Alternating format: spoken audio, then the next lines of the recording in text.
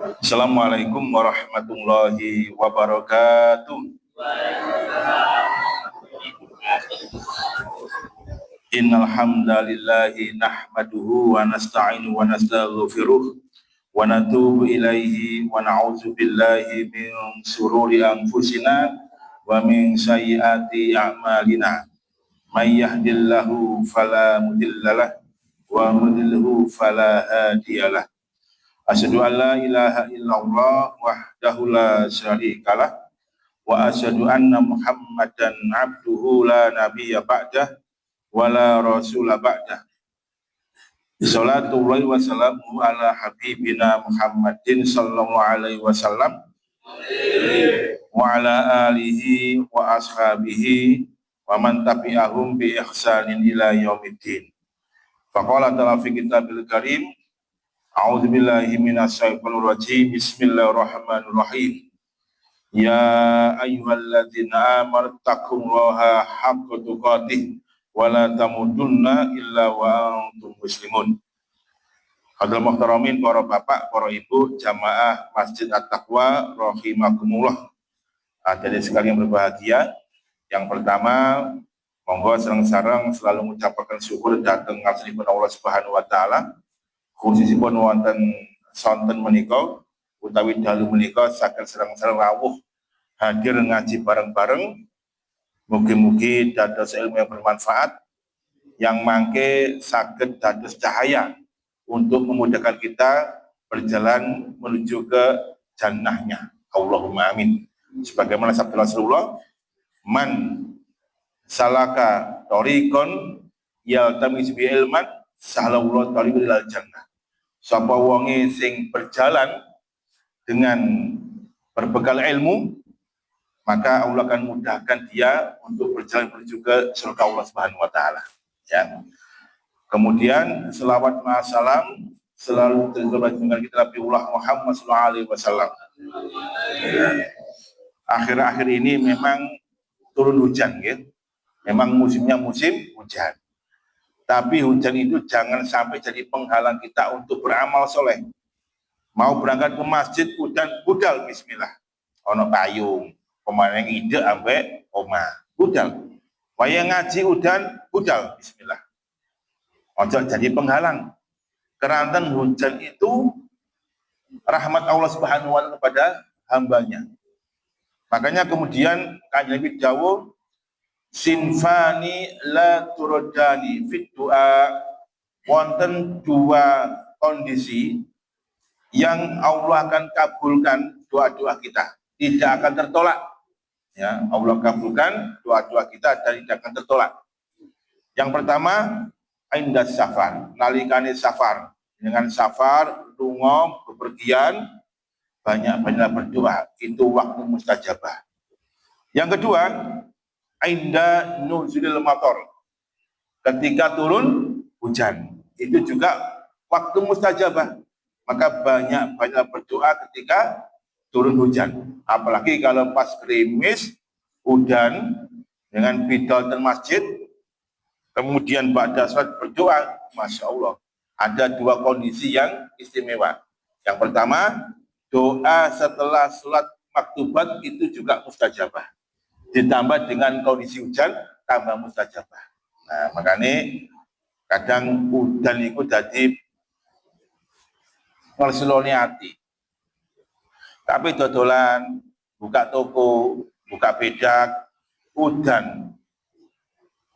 Hati ini ngomong, aduh hujan, gak payu ini, gak payu. Gak ada metu ini, gak payu ini. Dulu apa-apa suudon. Ya, suudon. Nah, makanya pulau ini kan saking ngaos dan suko. Dan kepupandekan ono wong sunatan terus nanggap orkes sing dodol awake pol. Wingi lak udan abi. Iya. Ya udan. Ngoten niku nggih ono sing wis golong tikar, ono sing tetep bertahan. Alhamdulillah sing bertahan nggih ya pai dodolan. Yang penting berhusnudzon, berbaik sangka Allah Subhanahu wa taala ketika hujan itu rahmat Gusti Allah. untuk hamba-hambanya yang beriman. Makanya kalau hujan, banyak-banyaklah berdoa, waktu mustajabah. Jamaah rahimakumullah. Nah, di sisi lain, hari ini kita juga mengamalkan salah setunggalipun sunai kanjeng Nabi. Ya menika ing tindor salat ba'da salat, menunggu waktu salat antara waktu salat yang lain. Mari sembahyang maghrib, ngaji bareng sampai salat isya. Niki nek dengan ikhlas lungguh sekedap sampai salat isya, otomatis ya amal kita hari ini mempunyai dua dampak. Nomor tunggal, mukafiruz dzunub, menghapuskan dosa-dosa kita. Nomor kali, turfa'u darajat, mengangkat derajat kita. Jadi hari ini ya otomatis Allah akan menghapuskan dosa-dosa kita dan akan mengangkat derajat kita. Alhamdulillahirabbil alamin. Baik. Hari ini kita akan ngaji tentang ghibah. Ya. Sebelum kita bicara masalah ghibah itu kan bersumber dari mulut. Ya. Ini mulut ini. Digawing ghibah itu mulut. Apa sih ghibah itu? Ngerasani, gosipi. Ya. Ono adalah TV jenenge gosip artis. Untung jangan dari artis kan digosipi. Nah, ini juga amaliyah lisan yang berbahaya. Hati-hati. Suatu ketika Rasulullah itu melampah di kota Madinah, dikawal dengan beberapa sahabat. Kemudian beliau melewati pemakaman. Ketika di depannya ada dua makam, beliau berhenti. Kemudian dawuh, innahuma la yu'adzibani wa ma yu'adzibani min kabir. Ini ada dua makam ya hari ini, kata Rasulullah, la yu'adzibani, dua makam ini benar-benar sedang diazab oleh Subhanahu wa taala. Wa ma yu'adzibani min kabir, kata beliau. Yang bikin saya sedih, mereka diazab itu bukan karena dosa besar, bukan karena syirik, bukan karena membunuh, bukan karena berzina, bukan karena ninggalkan salat, boten. Wa ma yu'adzibani min kabir, mereka diazab bukan karena dosa besar.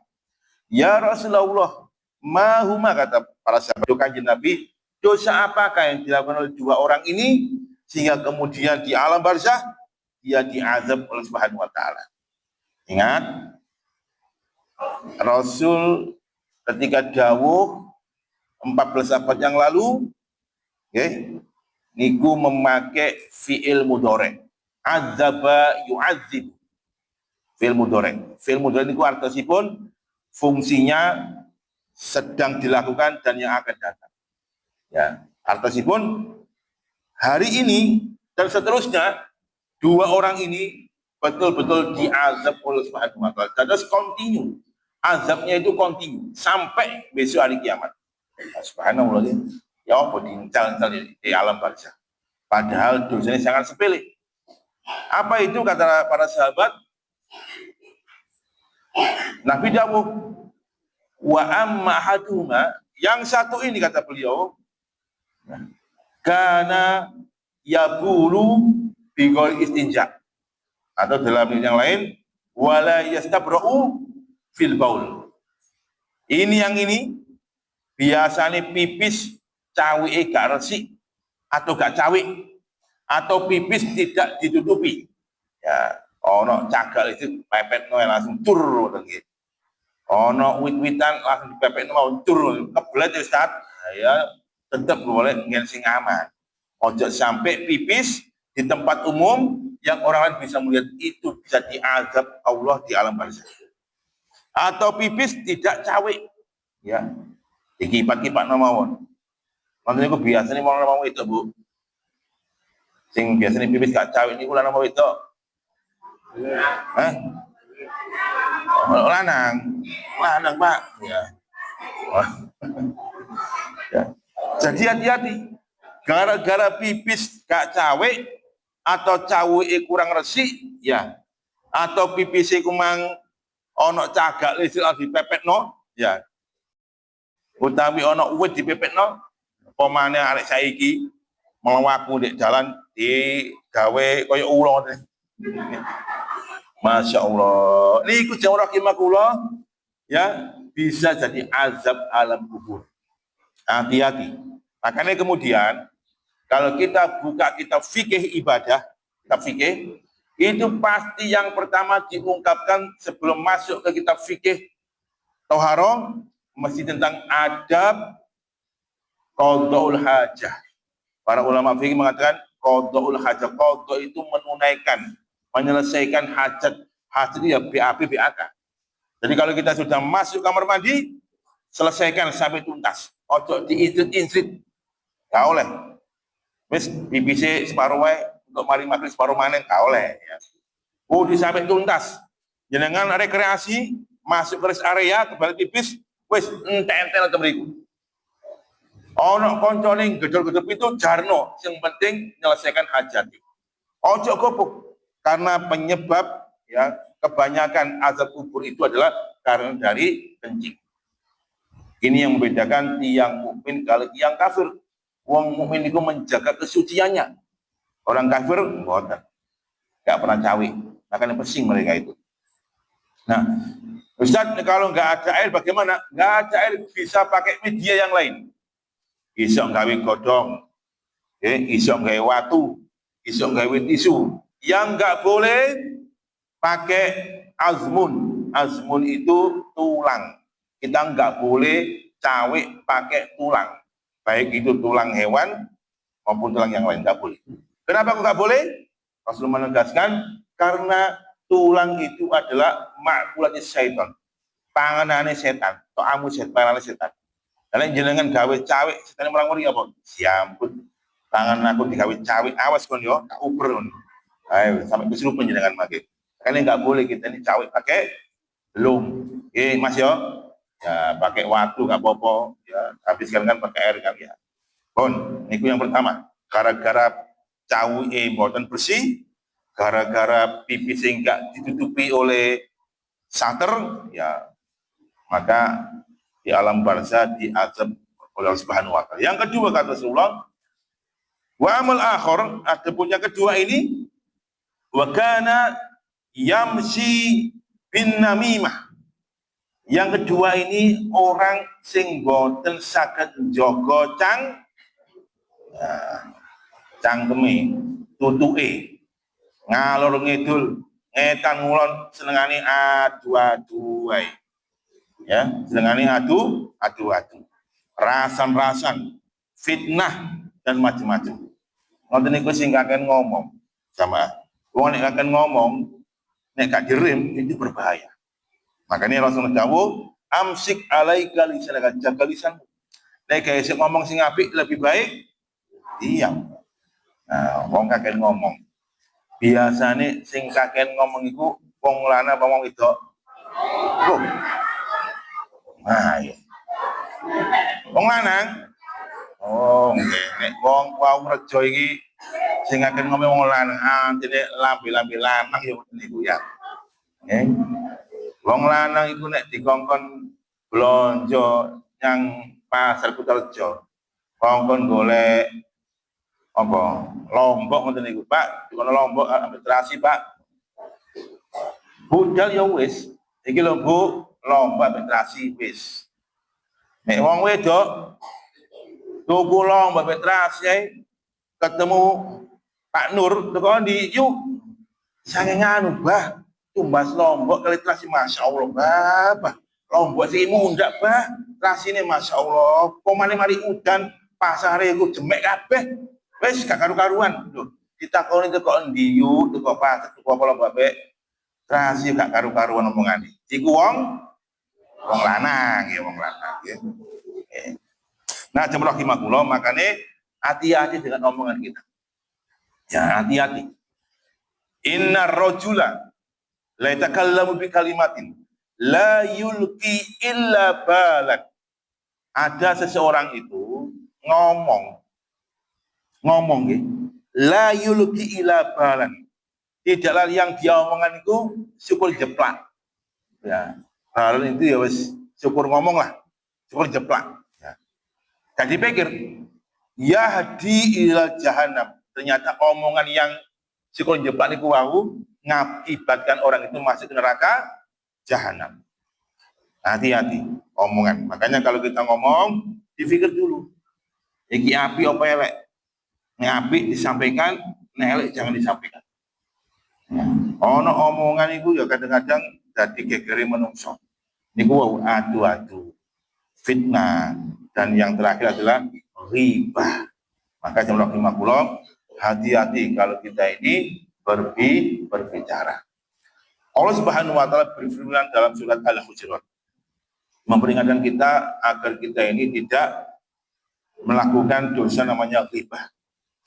Ya ayyuhalladzina amanu, wahai orang-orang yang beriman, ya, istanibu katsiran minadz-dzanni, jauhilah bagi kamu banyak prasangka. Ya, banyak prasangka. Kita nggak boleh memperbanyak prasangka itu, karena prasangka itu ya biasanya mengarah kepada kedustaan. Inna dzanna la yahdi ilal kadzibi. Sesungguhnya prasangka itu bisa mengarah pada kedustaan. Wala yaghtab ba'dukum ba'dhu, dan kamu jangan melakukan ghibah. Yaghtab, yaghtab itu berasal dari kata ghaib, ghibah. Jadi kalau ghibah itu membicarakan sesuatu tentang orang lain, ya, yang orang lain itu tidak bersama dia, ghaib, nggak ada orang itu. Dan yang dibicarakan itu sesuatu yang dia nggak suka, meskipun apa yang dibicarakan itu benar adanya, tapi dia nggak suka. Ya. Ayyuhibbu ahadun ayyakula ma'akhim maitan fakarihtumuh. Kalau kamu itu ghibah, ngrasani gosipi koncomu, itu padha karo memakan bangkai daging saudara kamu. Masya Allah. Kita memakan bangkai daging saudara kita. Fakarihtumuh, dan pasti kamu bencinya, gak mau. Ya, wong kene mangan ayam ambune gak enak wis. Ya. Kulo kadang-kadang nggih ngapunten. Kulo kan penghulu. Lah sang nang manten ngoten niku nek dikek soto kulo tak ketumbien. Ya. Soto ayam niki horen apa boten, Pak? Horen. Nah, nek horen kulo boten kulo. Ya, di samping bau kulo nek makan PT horen ya langsung gatel. Gitu. Ya, langsung gatel. Nek PT Jawa alhamdulillah. Ini orang mangan nih kayak oh gak ono. Kemudian wattaqullaha innallaha tawwabur rahim, dan bertaubatlah kepada Allah, sesungguhnya Allah itu maha taubat, menerima taubat dan maha menyayangi kamu sekalian. Terus hukumnya haram kita ini ghibah atau rasan-rasan. Ya. Suatu ketika Rasul itu dawuh di hadapan para sahabat bab tentang ghibah. Beliau dawuh, hadis dari Abu Hurairah. Atadruna mal ghibah? Tahukah kamu apa itu ghibah? Rasan-rasan atau gosip. Qalu, para sahabat menjawab, Allah wa Rasul a'lam. Allah dan Rasul yang maha tahu. Maka Rasul dawuh, yang dimaksud kelawan ghibah itu adalah zikruka akhoka bima yakroh. Engkau menyebut sesuatu tentang saudaramu yang dia itu nggak suka. Jadi menyebut sesuatu tentang saudara kita yang saudara kita nggak suka apa yang kita sebut itu. Sahabat bertanya lagi, ya Rasulullah, afara'aita in kana fi akhi ma aqul? Bagaimana pendapat panjenengan seandainya apa yang kami bicarakan itu betul-betul nyata dialami oleh saudara kami? Rasul jawab, in kana fi ma taqul faqad taftah. Kalau apa yang kamu ucapkan itu betul-betul nyata terjadi pada dirinya, maka itulah ghibah. Ya. Wa ilam takun fihi, nek sampean ngomong tentang saudaramu tapi enggak sesuai dengan kenyataan, ya faqad bahat tahu kamu telah memberikan fitnah. Nah, jadi antara ghibah dan fitnah ini ternyata tipis perbedaannya. Kita ngomong sesuatu yang betul-betul ada dalam saudara kita, itu namanya ghibah. Nek gak ono jenenge fitnah. Hati-hati. Dan fitnah itu lebih kejam daripada pembunuhan. Nah, jamaah rahimakumullah. Ustaz, terus bagaimana ini? Kalau misalkan kita ini ada teman yang mokong, ya, kemudian supaya orang lain juga terkena dampak dari temokongannya itu, boleh nggak kita ini menggibah? Nah, Imam An-Nawawi rahimahullah dalam kitabnya Riyadhus Shalihin menyebutkan ada beberapa hal yang boleh kita gibah. Jadi beberapa hal yang boleh kita gibah. Jadi gibah itu membicarakan aib seseorang. Orang itu kalau diceritakan aibnya kan nggak suka. Ya. Dan setiap kita pasti punya aib. Yang pertama, ya, beliau katakan seperti ini.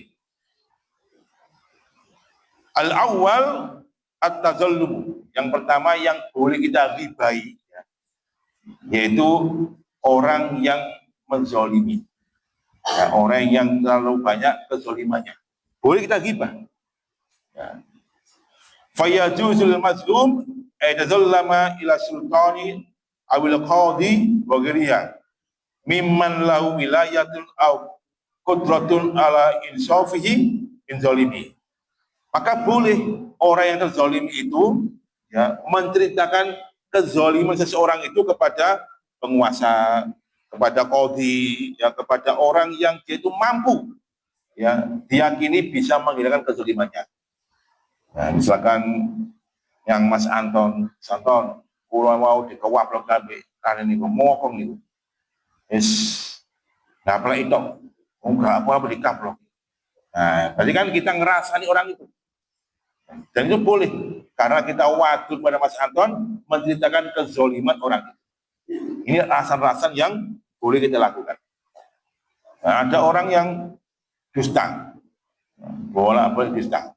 Itu juga boleh kita membongkar kedustaannya dengan rasan-rasan, baik rasan-rasannya itu terbuka mau tertutup. Oh, no, rasa terbuka itu. Enggak ono nggih, rasa terbuka. Nah, misalkan Rasul dawuh ngeten. Salah satun la yukallimuhum yaumal qiyamati wala yanzuru ilaihim wala yuzakkihim walau azabun alim. Ada 3 model manusia yang nanti pada hari kiamat Allah tidak akan mengajak dia bicara, dibiarkan saja. Allah tidak mensucikan jiwa-jiwa mereka. Allah tidak melihat mereka. Dan mereka nanti dilemparkan ke azab yang sangat pedih. Para sahabat menjawab, ya Rasulullah, khabu wa khasirun, sungguh celaka, rugi mereka ini. Siapa mereka itu? Ada 3 orang. Hati-hati nih.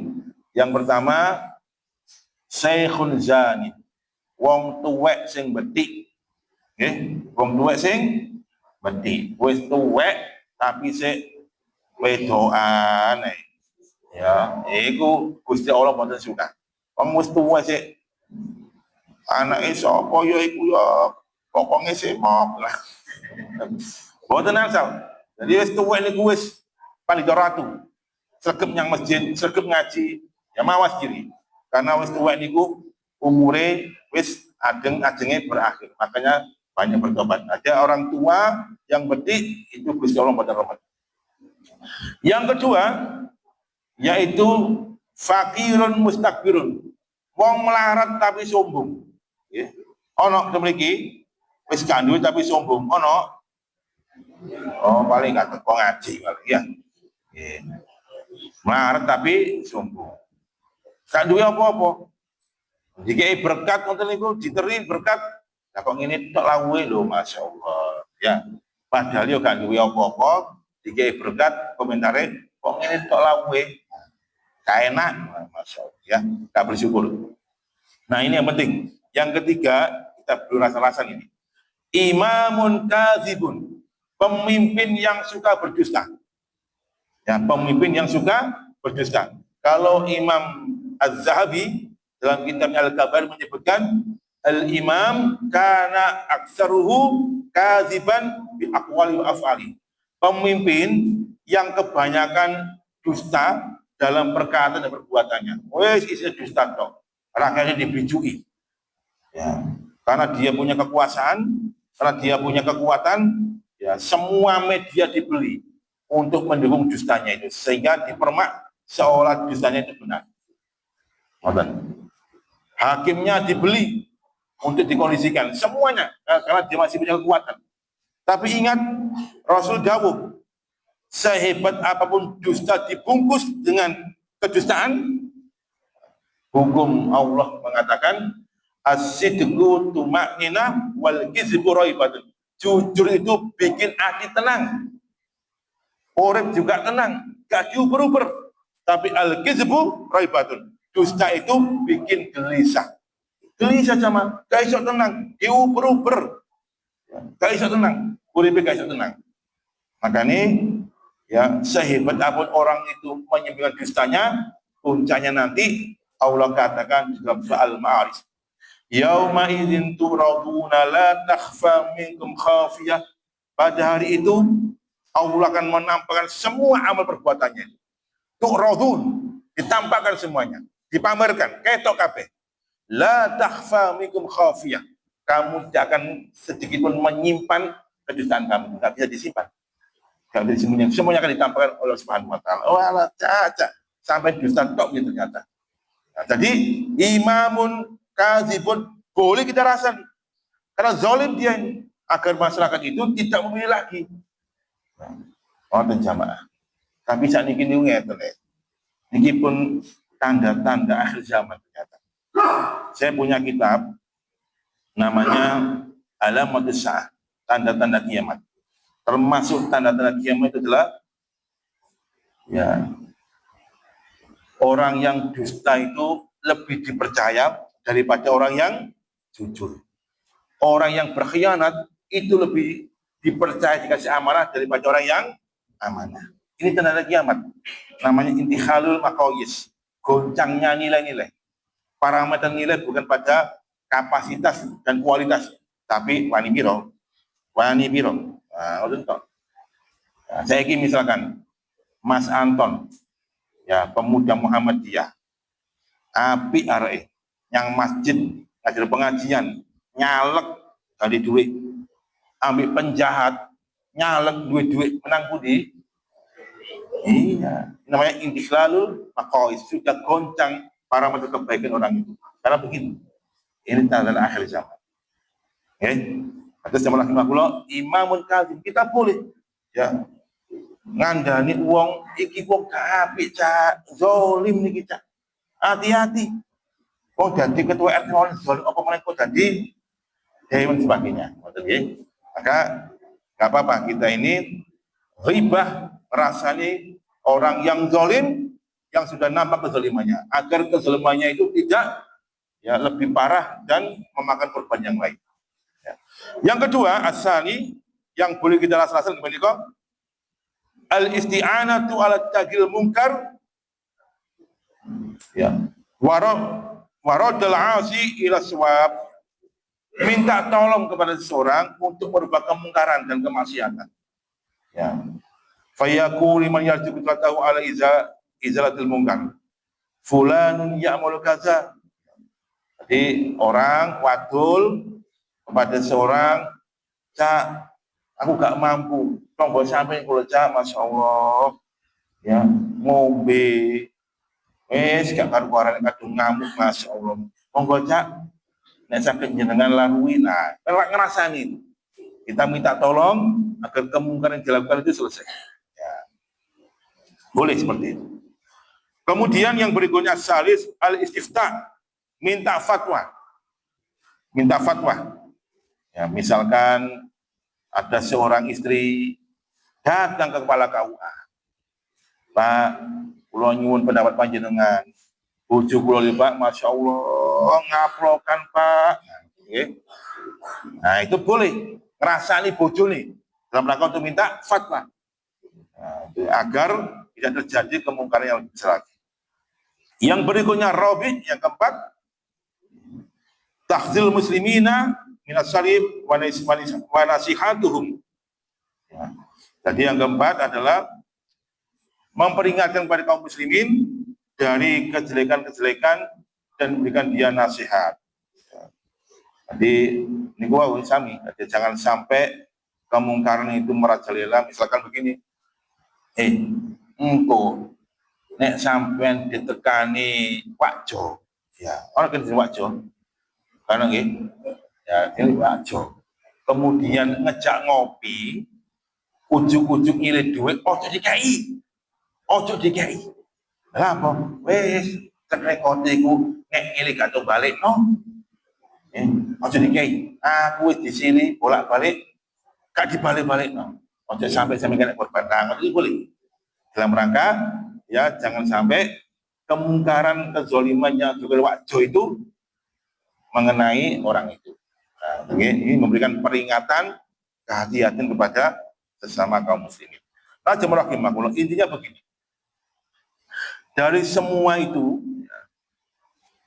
orang mukmin itu orang yang sangat istimewa. Allah istimewakan orang yang beriman. Jangan ini orang istimewa. Makanya kemudian seistimewanya orang mukmin pasti dia punya kelemahan, punya cacat, punya aib, ya kan? Kita gak sempurna jemaah rahimakumullah. Kita punya cacat, kita punya aib. Ya, Rasul dawuh, al-mu'minu mir'atu akhihi. Orang mukmin itu jadi kaca untuk saudaranya beriman. Jadi kita ini kalau ngoco, ya ketok kabeh kan ya. Iki kurang ini, ya lipstike gak roto, ngoco ketok. Wadahe sing kene kok 2 senti, sing tengen kok 1/2 senti, waduh gak cocok ini. Ya. Seperti itu, pakai kaca. Tapi kalau nggak pakai kaca, nggak bisa kita. Maka ketika kita sudah beriman itu, koyok kocok. Kita bisa melihat aib saudara kita. Tapi kita nggak bisa melihat aib diri kita sendiri. Makanya kemudian aturannya, faiza wajada uyuban, nalikane orang mukmin itu mau mersani ada aib saudaranya, jangan disebarluaskan. Aslahahu, perbaiki dia, tegur dengan cara yang baik. Ojo malah disebarluaskan, mesakni. Nah, ini seperti itu. Nek ditutur gak kena baru. Ya, baru. Makanya kemudian kan di hadis yang lain juga disebutkan afdhalul jihad, ya, sebaik-baik jihad itu adalah an-nasihatu ala sultanul jair, memberikan nasihat kepada pemimpin yang dablek, pemimpin yang zalim. Tapi wani enggak orang berikan nasihat? Ya enggak wani kadang-kadang. Ya, tapi kalau udah dablek kasih nasihat bagaimanapun juga tetap dablek. Ngajak rahimahullah. Terus inilah dosa ghibah. Makanya kita jangan sampai riba, rasa-rasa. Karena kan ada rasa-rasa model syar'i itu ada. Loh, dan apa Ustaz? Rasa-rasa model syar'i. Arisan, sebelum arisan dimulai, mari kita buka dengan Ummul Quran. Kemudian monggo rasa-rasan yuk. Nah, jadi sebelum rasa-rasan diawali dengan Al-Fatihah. Kemudian mari rasa-rasan itu dengan hamdalah. Enggak boleh jemaah. Kadang-kadang kita ini kalau sudah kengangguran, ya, makanya muncul kata-kata yang enggak baik. Sehingga Rasul sudah mengingatkan kita, amsik alaika lisanaka, jaga lisanmu. Lisan ini jemaah rahimakumullah bisa memberikan dampak kebaikan sehingga seseorang bisa masuk surga. Lisan juga bisa membawa dampak kejelekan sehingga seseorang itu menghantarkan dia masuk neraka. Hati-hati. Nah, contoh lisan yang membawa kebaikan, berzikir, zikir. Jangan misalkan sedang nganggur-nganggure, ya yuk dibiasakan dengan berzikir. Ada beberapa zikir yang sangat mudah bisa kita amalkan. Misalkan Rasul dawuh, kalimatani khafifatani 'indal lisan, saqilatani 'indar rahman. Ada 2 kalimat zikir Sing lisan iki mudah mengucapkan, ringan di lisan. Tapi berat di timbangan Allah Subhanahu wa taala. Apa itu? Subhanallah wa bihamdi subhanallah il azim. Ini dua kalimat yang di lisan ringan tapi di dalam timbangan Allah sangat berat. Subhanallah wa bihamdi subhanallah il azim. Jangan beda motoran pas lampu abang timbangi misa-misu petel pincuk lebih mengatakan subhanallah wa bihamdi subhanallah il azim. Suatu ketika Nabi Musa alaihissalam curhat kepada Allah Subhanahu wa taala, ya Rabb, duh Gusti Allah, alimni kalimatan, ajarkan aku satu kalimat yang istimewa. Maka kemudian Allah berfirman, ya Musa, kul la ilaha illallah wahdahu la syarikalah, terus lahul mulku wa lahul hamdu wa huwa ala kulli syai'in qadir. Hafal?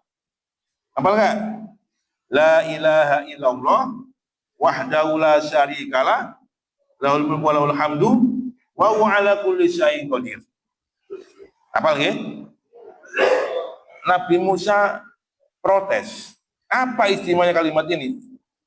Ya Rabbi, kullu ibadika yakunu bihadzal kalimat. Gusti Allah, semua hambamu pasti akan mengucapkan kalimat ini. Apa istimewanya? Kalimat ini apa istimewanya? Allah berfirman, ya Musa, lau anas samawati sabab wa amirihinna wal ardin wa amirihinna fi kifah wa kalimat la ilaha illallah wahdahu la syarikalah lahul mulku wa lahul hamdu wa huwa ala kulli syai'in qadir fi kifatil ukhra. Malat di kalimat la ilaha illallah. Wahai Musa, kalau seandainya 7 langit dan seisinya, ya, penghuni-penghuni langit dan malaikat-malaikat, bintang-bintang, planet-planet, matahari, ya, dan bumi dan seisinya ditaruh dalam satu timbangan, ya. Kemudian kalimat la ilaha illallah wahdahu la syarikalah di timbangan yang lain, maka mal dia kalimat la ilaha illallah, maka lebih berat kalimat la ilaha illallah.